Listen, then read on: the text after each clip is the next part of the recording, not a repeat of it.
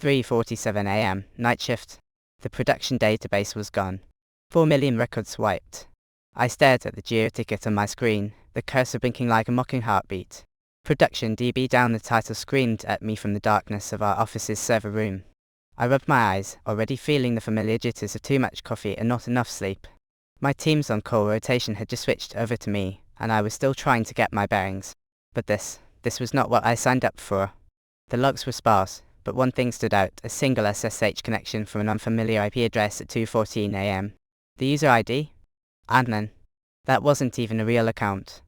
My gut told me something was off. I quickly scanned the server room, my eyes scanning the bank of monitors and cables. Sweat beaded on my forehead as I spotted R.A. Chubby P, Rachel, looking by the water cooler, phone in hand. She looked interested. My fingers flew across the keyboard as I dug into the logs further. This was no hardware failure, someone had intentionally deleted the database. But who?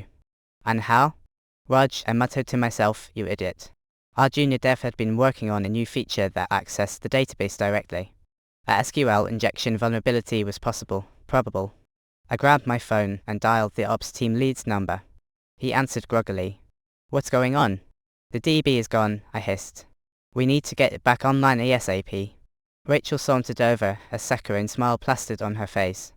Hey, I heard there was an incident, can you fill me in? I glared at her. What did she want? This wasn't about HR or synergy, this was a 101. As the ops team scrambled to restore the database from backup, I dove deeper into the logs.